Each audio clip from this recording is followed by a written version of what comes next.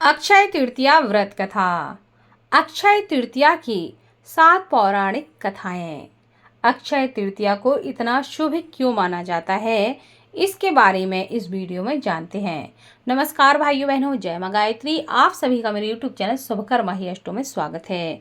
आज की इस वीडियो में जानेंगे कि अक्षय तृतीया का इतना विशेष महत्व क्यों है। इससे जुड़ी हुई 7 पौराणिक कथाएं जो अलग अलग चीज़ों के बारे में बताती हैं। तो इस वीडियो को पूरा देखें जिससे आपको भी इस जानकारी का लाभ प्राप्त हो सके। अक्षय तृतीया को क्यों इतना शुभ माना जाता है, इसको लेकर हिंदू धर्म में कई पौराणिक मान्यताएं चली आ रही हैं। ऐसा कहा जाता है कि इसी दिन त्रेता युग का आरंभ हुआ था और इसी दिन से महाभारत दिखने का शुभारंभ हुआ था। ऐसी ही 7 कहानियों के बारे में आज के इस वीडियो में जानते हैं। अक्षय तृतीया को हिंदू धर्म की मान्यताओं के अनुसार सबसे शुभ तिथि माना जाता है और इस दिन कोई भी शुभ कार्य बिना पंचांग देखे, बिना मुहूर्त निकाले किया जा सकता है। लेकिन इस दिन के और भी विशेष लाभ हैं। अक्षय तृतीया को इतना शुभ क्यों माना जाता है, इसके बारे में हमारे शास्त्रों में बताया गया है। पौराणिक मान्यताओं के अनुसार अक्षय तृतीया के दिन ही भगवान श्री हरि नारायण के छठे अवतार परशुराम जी का प्राकट्य हुआ था। ब्राह्मण होते हुए ये स्वभाव से काफी आक्रामक और गुस्से वाले माने जाते थे। इनके अंदर ब्राह्मण होते हुए भी क्षत्रियों वाले गुण थे। इसलिए अक्षय तृतीया का इस दिन महत्व बढ़ जाता है, क्योंकि इस दिन भगवान विष्णु के एक अवतार का जन्म हुआ था। दूसरा, अक्षय तृतीया को विशेष पर्व के रूप में मनाने के लिए इस दिन क्या हुआ था। माना जाता है कि इस दिन सुदामा अपने मित्र भगवान श्री कृष्ण से मिलने गए थे। उस दिन अक्षय तृतीया की ही तिथि थी। सुदामा के पास कृष्ण को भेंट करने के लिए चावल के अलावा कुछ नहीं था, मात्र कुछ मुट्ठी भर दाने ही थे, जिन्हें उन्होंने भगवान श्री कृष्ण के चरणों में अर्पित कर दिया। उनके इस भाव के कारण कान्हा ने उनकी झोपड़ी को महल में बदल दिया।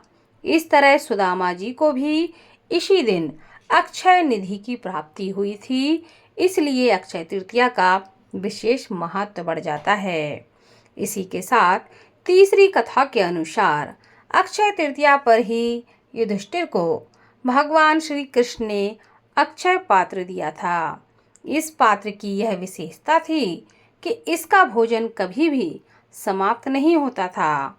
इसी पात्र की सहायता से युधिष्ठिर अपने राज्य के भूखे और गरीब लोगों को भोजन उपलब्ध कराते थे और भविष्य पुराण में अक्षय पात्र का संबंध मनुष्य के दान धर्म से बताया गया है। इसलिए भी इसका विशेष महत्व बढ़ जाता है। अक्षय तृतीया के दिन ही त्रेता युग का आरंभ हुआ था। भविष्य पुराण में ऐसा बताया गया है कि अक्षय तृतीया को युगादि तिथि कहा जाता है। दरअसल इसी दिन से त्रेता युग आरंभ माना जाता है। इसलिए इस दिन का विशेष महत्व है। इस दिन किसी भी प्रकार का कोई भी शुभ कार्य सबसे शुभ मुहूर्त के तौर पर देखा जाता है। मान्यता है कि अक्षय तृतीया के दिन हम जो भी कार्य करते हैं उसमें हमें अक्षय फल की प्राप्ति होती है। वह पुण्य कभी समाप्त नहीं होता।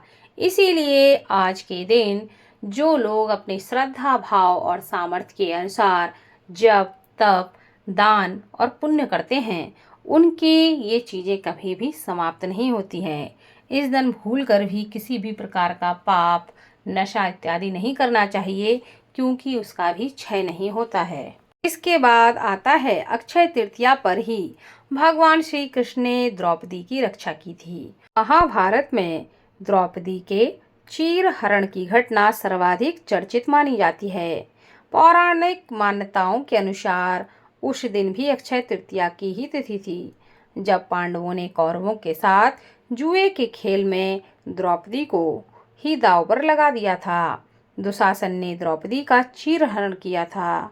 अक्षय तृतीया के दिन ही द्रौपदी की लाज बचाने के लिए भगवान श्री कृष्ण ने द्रौपदी को अक्षय चीर प्रदान किया था।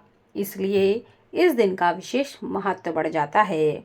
इसी से जुड़ी हुई एक और कथा है।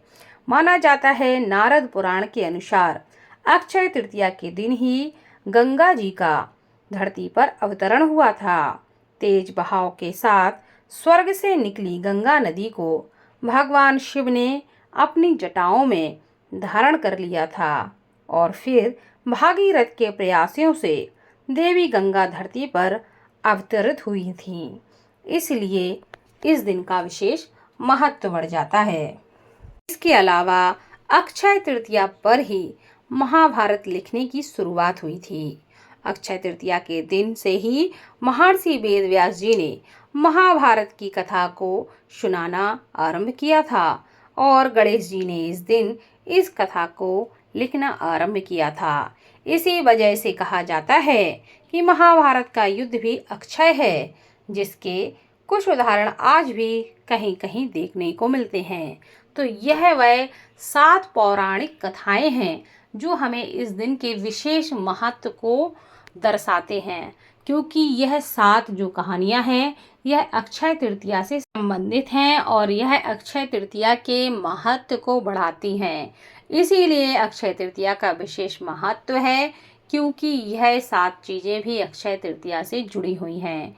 अक्षय तृतीया के दिन हर व्यक्ति को अपनी श्रद्धा और सामर्थ्य के अनुसार दान पुण्य अवश्य करना चाहिए और जितना हो सके जप तप आज के दिन अवश्य करना चाहिए।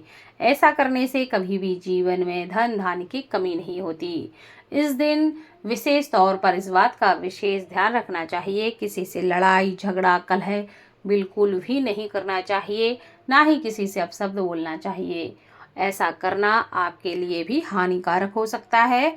इसलिए इन बुरी आदतों को छोड़कर आज के दिन जो भी हो सके अच्छा ही अच्छा करना चाहिए, क्योंकि उसका अक्षय फल हमें प्राप्त हो सके। बोलो भगवान लक्ष्मी नारायण की जय।